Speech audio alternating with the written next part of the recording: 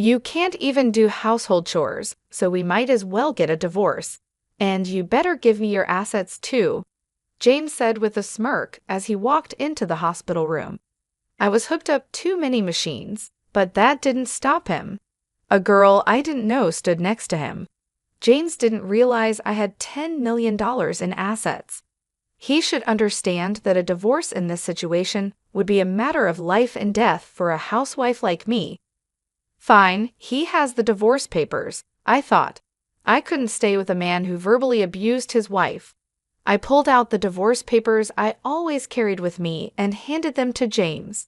Grinning, he accepted them. Now I can say goodbye to you. I'll be happy with her, so don't worry. Right, Patricia? James said, wrapping his arm around the girl's waist. Her name was Patricia Heaton. James sneered at me, and she said, "Take care, Mrs. O, you're not Mrs. anymore." "Take care, ma'am." They both laughed as they left the room, but their happiness wouldn't last. Alone in the room, I laughed out loud. Today is Friday, so the divorce will be processed on Monday. I can't wait for 3 days from now. My name is Nicole Wallace. I'm a 47-year-old housewife. My family runs a regular farm. I don't have any special skills, but I'm proud of my vast cooking repertoire. My husband James is the same age as me, and we were college classmates. We both came to Florida from the countryside. Since we both lived alone, I used to cook various dishes for James using the vegetables and rice sent from my family. People often said I captured his heart through his stomach, and I knew it was true.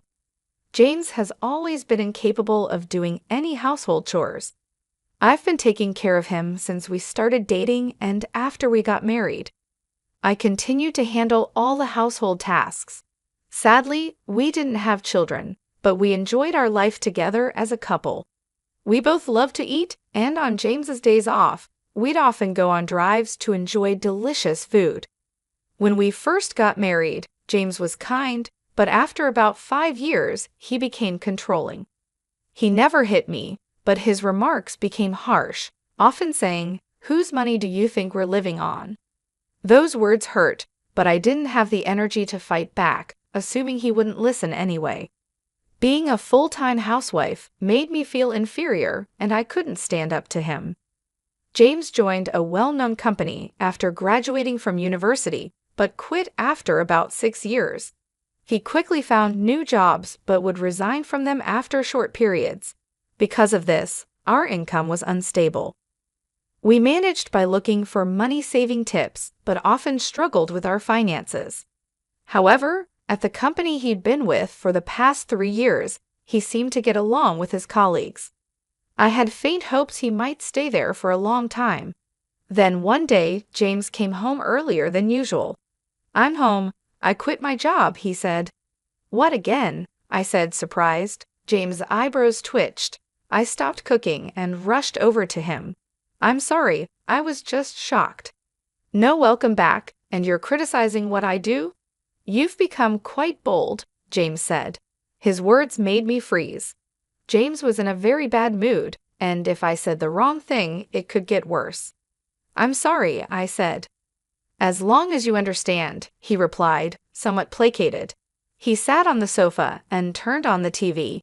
I quietly placed a beer and a glass on the table. "Do you want dinner or a bath?" I asked. "Food and alcohol," he replied. To avoid upsetting James, I played the role of a submissive wife. I once had a strong sense of self, but after 16 years of marriage to James, since the age of 30, I rarely showed my true self. After eating and drinking to his heart's content, James fell asleep, snoring on the sofa. The table was a mess, like a child had eaten there. I cleaned up the fallen beer bottles and food scraps on the floor. It wasn't supposed to be like this. Recalling my dreams of a happy married life from my girlhood days, my true feelings slipped out. I glanced at James suddenly, but he showed no signs of waking. Relief washed over me, but I also felt dread about continuing this life. Maybe I should consider divorce. I started planning my schedule for the next day, determined to face the issues I had been avoiding. The next day, James started visiting the employment office and quickly secured another job. While he was job hunting, I went to the city office and signed divorce papers. I wasn't ready to submit them, but having them felt like a kind of protection. I hid the signed divorce papers at the bottom of my bag. If James found them, who knows what he might say or do. "Hey, where did you go while I was job hunting?" he asked. "I went to the stationery store to buy some resumes." "Look, I thought you might need them," I said, trying to sound normal. James, who got home before I did, initially interrogated me suspiciously but quickly cheered up. I handed him the resumes I had bought earlier. After receiving them, James said he was going out for drinks with a friend and left. James's new job was at a reputable company with a solid salary and better benefits than any job he'd had before. When he got promoted after working there for about 2 years, he celebrated with a drink. I secretly hoped that maybe this time he would work there until retirement. James's department seemed to be in sales, and he started to leave home more frequently for evening events. I enjoyed my brief moments of freedom and gathered energy to greet James with a smile when he returned. One day, I received a call from my mother. After a long time, hearing her excited story took me by surprise. $10 million? I asked, stunned. "Yes, 10 million. You know the mountains and lands we owned? We don't need them anymore. We had them appraised, and they are worth 15 million. We only need 3 million to enjoy the rest of our lives, so I think you might want to rethink your life too," she said. My mother was never fond of James. She was worried about me, especially after James became more controlling, preventing me from even visiting my childhood home. I was stunned by the amount she mentioned. Furthermore, I was shocked to learn that when my mother inherited the property from my grandmother, she changed the title to my name, so there were no inheritance taxes. "It's better not to tell James, but the final decision is yours," she said, hanging up the phone. I felt conflicted between the urge to immediately inform James and the desire to live freely with that money. About a week later, I was involved in a traffic accident. Thankfully, my life wasn't in danger, but I'd need to stay in the hospital for about a week. After storing my valuables in the hospital room drawer, I immediately contacted James. "I'm sorry, I got injured," I said. "Huh, what about my meals?" James's reaction made me almost laugh, prioritizing his meals over my injury. "I'll need to be hospitalized for a week. I'm really sorry, but could you buy your meals elsewhere until then?" Not even preparing meals for your husband? What a lazy wife. "Oh wait, I'm coming over now," James said and ended the call abruptly. I was planning to tell him about the inheritance tonight, but now I thought it might be best not to mention it. Looking at all the tubes attached to me, I had a feeling my intuition was right. "You're useless, can't even do housework. Let's get a divorce, and you better pay me compensation too," James said with a smirk as soon as he entered the room. I was connected to several machines, and a girl I didn't recognize stood beside him. James didn't know that my total assets amounted to $10 million. He should realize that a divorce under these circumstances would be a life and death matter for me, a housewife. "Fine, here's the divorce papers," I said. I couldn't stay with a man who would hurl abuse at his wife in this condition. I handed him the divorce papers I had kept as a sort of charm. James took them with a smug smile on his face. "With this, I can finally say goodbye to you. I'm going to be happy with her, right, Patricia?" James said, wrapping his arm around the girl's waist. The girl, named Patricia, leaned against James and scoffed at me. "Take care, madam." "Oh, you're not a madam anymore, so take care, old lady," she said. With those words, they both left the room laughing, but their joy would be short-lived. Left alone in my room, I burst out laughing. Today is Friday, so the divorce papers would only be processed on Monday. Oh, I cannot wait for 3 days from now. Just as I had expected, the weekend went by without any contact from James, and it was quite peaceful. I was restless, not used to doing nothing. Since getting married, I was always busy. Every time I got restless, the nurses told me to stay calm. Then, on Monday evening, I received a bunch of calls from James. I ignored them at first, but after 15 minutes of constant ringing, I decided to answer. "Could you not be so persistent?" I said. "Hey, what's the meaning of this?" James shouted as soon as I picked up. I couldn't help but laugh. James seemed infuriated by my laughter and started screaming incoherently. "What are you talking about?" I asked. "Don't play dumb. The divorce papers aren't being accepted, are they?" James was huffing and puffing on the other side of the phone. I continued to chuckle and responded to his complaint. Oh, I had previously filed a non-acceptance notification. Remember how you used to say, "Let's get divorced," every time we had a fight? I thought it wouldn't be good if you filed for divorce on a whim during one of our arguments. "Ew, but I don't need that now. Withdraw it immediately," James demanded. "I can't do that until I'm discharged. We need to go through procedures at the municipal office," I said. "Then discharge now." Don't be unreasonable. His selfish demands made me laugh even more. He probably wanted to register his marriage with Patricia, whom he brought on Friday. By the way, was her name Patricia? She's your mistress, right? Hey, that's rude to Patricia. Apologize, she's my new wife. We're not divorced yet, so she's technically your mistress, isn't she? I responded calmly. James made a weird groaning sound. I decided to hit him where it hurt the most. "By the way, you'll hear from my lawyer about the division of property." "That's right, property. Including this trouble, you better share properly." I'm not sure why he misunderstood, but James suddenly sounded in high spirits. After all, the responsible party has to pay the compensation. I had always done my household chores diligently, and of course, I had never cheated on him. It's clear as day that James is the responsible party. "What are you misunderstanding? You're the one who has to give me the assets," James responded, genuinely confused.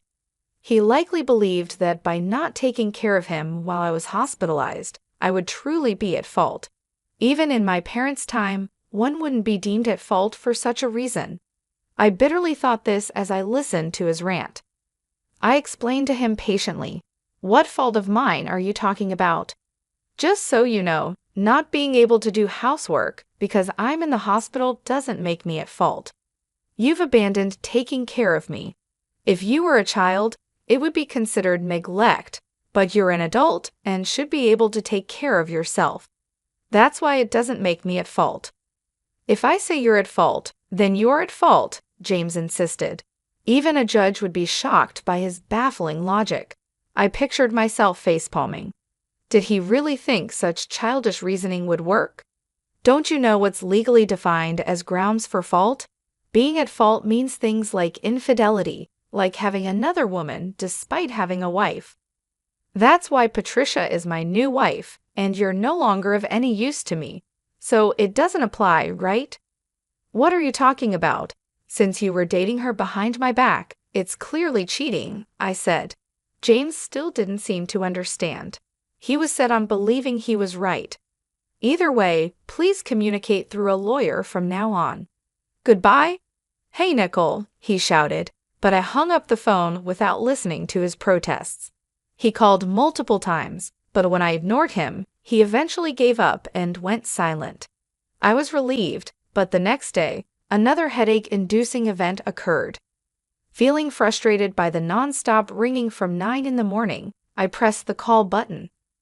On the other end, James was complaining at me like a machine gun.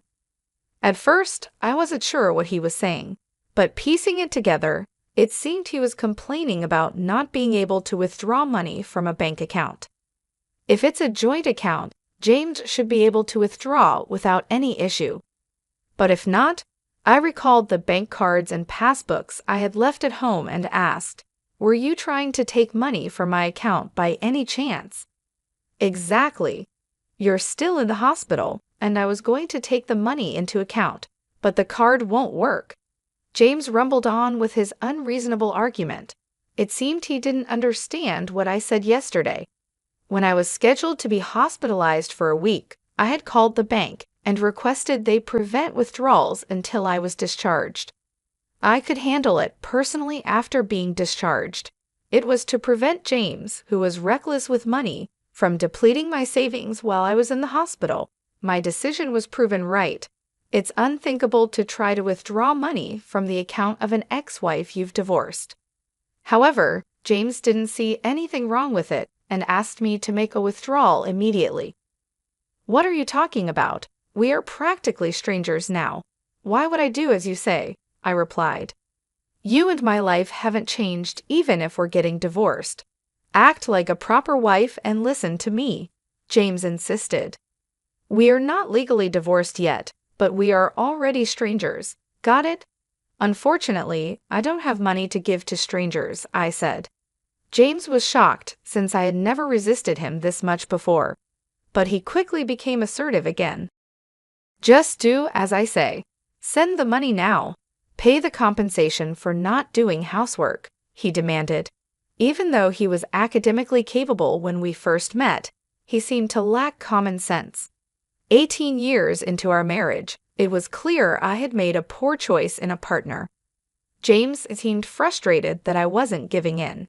He likely had exhausted his cash on hand and probably dipped into the living expenses I had left at home and from our shared account. I spoke to James as if I was talking to a small child. Listen, I'm no longer your submissive wife. We'll settle the property division through a lawyer later on. What? You're so insolent. I'm coming over right now. Just wait, James said, hanging up the phone. I didn't mind if he came to the hospital, but I had already asked the nurse's station not to let anyone in except for my parents, so it was unlikely he'd make it to my room. James really did come to the hospital, but as expected, he was stopped at the nurse's station. My phone kept ringing, but after ignoring it for a while, it switched to messages, and my screen was flooded with notifications. I saved all of them as evidence and contacted my lawyer. After a while, it seemed the lawyer had gotten in touch with James as the messages stopped coming in. I thought it was the end, but my hopes were about to be dashed. There's a visitor named Julia. Would you like to see her? Julia, please let her in. Julia was a friend who shared my hobbies back then. When I was single, Julia and I became close after she responded to my posts on social media, where I shared my dining experiences. We discovered we lived nearby and often went out to eat together. After getting married, I couldn't dine out as much to save money, but we kept in touch by regularly meeting for tea and chats.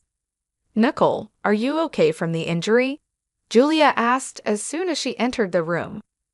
Yes, I'm feeling much better now, thank you, I replied. Julia's immediate concern warmed my heart. I realized that since my hospitalization, aside from my parents and the hospital staff, no one had shown concern for me. Hey, Nicole, things are tough for you right now, aren't they? Julia asked. Huh? Why? I hadn't told anyone about my situation other than my parents. I wondered how Julia knew and asked her, intrigued. Julia then said something shocking. You know Patricia, the young girl, right? She's having an affair with your husband, isn't she? What? How do you know about that? Wait, you know her? Actually, she's my niece, Julia replied hesitantly. I was so surprised that I couldn't close my mouth. Who would have thought that Julia was Patricia's aunt? The room went silent. It was the first time there was silence when Julia was around, and it made me feel uneasy. Patricia suddenly told her mother, my sister, that she's getting married. What's more shocking is that her partner is 47 years old. When I saw the photo, it was your husband. I was so surprised. I've already told my sister. I'm so sorry for all the trouble my niece has caused you, Nicole. Don't apologize, Julia. It's not your fault, I said. Julia looked like she was about to cry. I'm thinking of demanding compensation from Patricia. I can't compromise on that. But if I do, does this mean our relationship will end? Of course not.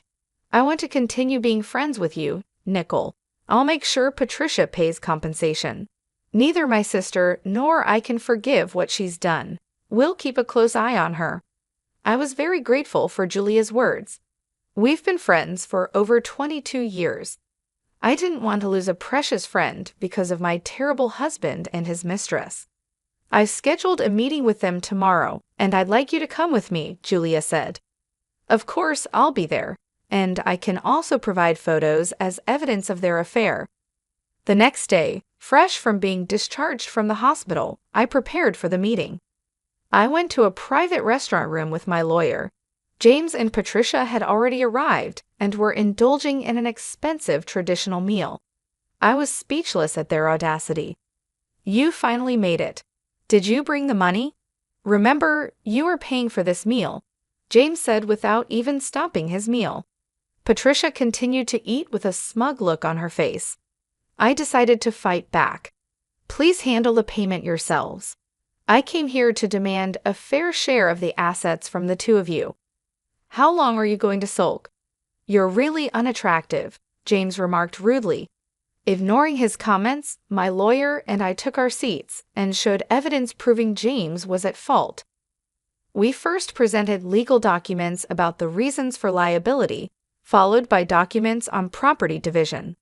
Lastly, we showed the photos Julia had provided, which showed Patricia and James together, as well as Patricia with another man entering a hotel. Wait, why? Hey, Patricia, what is this? James and Patricia were visibly shaken by the photos and finally stopped eating. Just then, Julia made her timely entrance. I took those photos, Julia said. Patricia seemed confused as to why her aunt was present. With cold eyes, Julia looked down at Patricia and James and calmly spoke about being friends with me for 22 years and how their actions were despicable. Patricia, you mentioned that the baby you're carrying is his, but given your actions, who knows who the father is? Wait, no, This was the first time I was hearing about her pregnancy. Judging by her appearance today, one would never guess she was pregnant. However, James's reaction showed he believed her claim. So, you're pregnant. In that case, after a DNA test, I'll demand an additional penalty. No, I'm sorry. I lied about the pregnancy. Please forgive me, Patricia suddenly admitted, bowing deeply. She had been searching for wealthy old men, and James was her target. He bought her designer goods and promised her a life where she wouldn't have to work and could do as she pleased.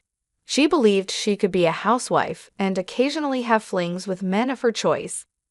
She had once lied about being pregnant because James showed no signs of wanting to divorce. James froze with his mouth agape when he heard this. I'm truly sorry, but I can't give you anything. I don't have the money, he said. I'll pay Nicole in advance. Patricia, you're going to work part-time diligently every month and repay me. You won't have any free time until you've paid me back in full, Julia said firmly. Oh no, Patricia looked disheartened. Julia mentioned she would bring Patricia back later for another apology and took her out of the restaurant. James, in shock the entire time, seemed to snap back to reality and approached me in a flattering tone. Look, it seems I was deceived. I can't live without you, Nicole, right? We still have the divorce papers here. Can we start over? You've always been a housewife, so you can't possibly work now, can you? He pleaded. I listened to James's pleas with a cold gaze, none of which moved me. I waited for him to finish before answering with a smile. I can live just fine without you. I'll be taking the divorce papers and filing them shortly. Also, I never mentioned this, but my personal net worth is currently around $10 million, so I can live comfortably without working for the rest of my life. Rest assured. 10 million? Why did you keep such a fortune a secret? James asked, shocked. I was about to tell you when you started making a fuss about divorce. This money is my personal inheritance, so it doesn't count towards marital assets. It has nothing to do with you, I replied. James looked at me with utter despair. My lawyer quickly produced some documents and a pen for James to sign. The lawyer and I then left and immediately filed for divorce, ending our almost 22-year marriage. Later, Patricia transferred some money to my account. According to Julia, upon learning of this incident, Patricia's mother was furious. She made Patricia take a leave from university and work nonstop at a relative's inn until she paid the compensation.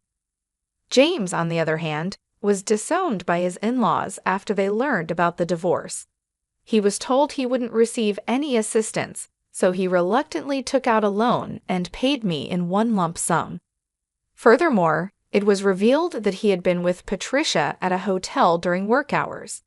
He was fired from his job and is now juggling multiple construction jobs to repay his debts. As for me, even after receiving such a large sum, I didn't know what to spend it on, so I donated half to charity. I then moved to the countryside with the remaining money and am now enjoying a luxurious single life. I've continued my friendship with Julia. On our days off, we go on food tours and short trips.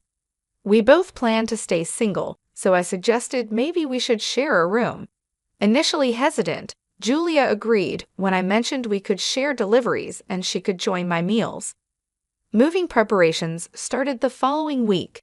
As I packed up my old life, I felt a sense of excitement and anticipation for the new chapter ahead.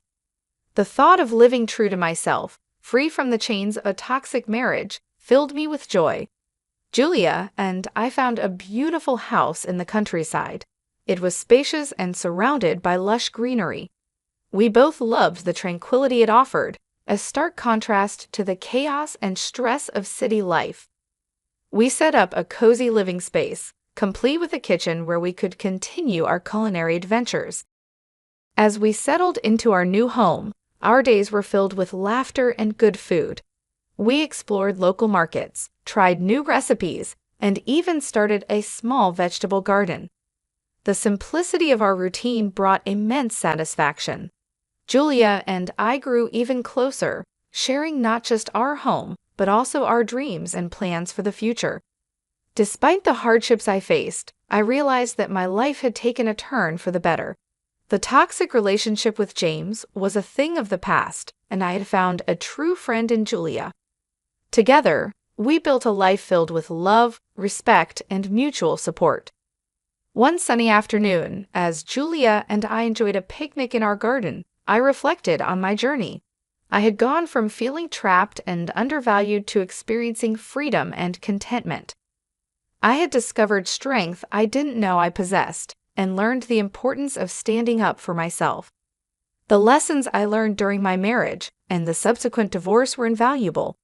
They taught me resilience and the importance of self-worth. I realized that happiness comes from within, and that surrounding yourself with supportive people makes all the difference. Julia and I often talked about our future plans. We dreamed of traveling, exploring new cuisines, and perhaps starting a small business together. The possibilities seemed endless, and for the first time in a long while, I felt truly optimistic about the future. Life in the countryside was peaceful and fulfilling. The fresh air, the sound of birds, and the beauty of nature provided a perfect backdrop for our new beginning.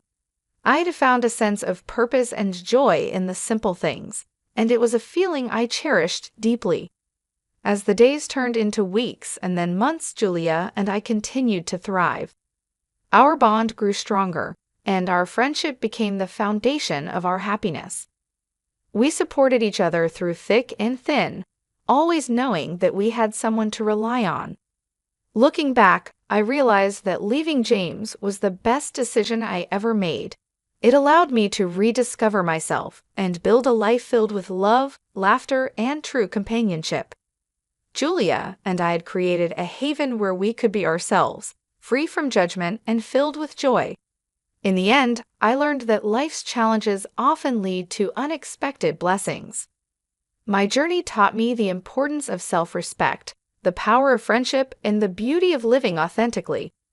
I was excited for the future, knowing that with Julia by my side, anything was possible.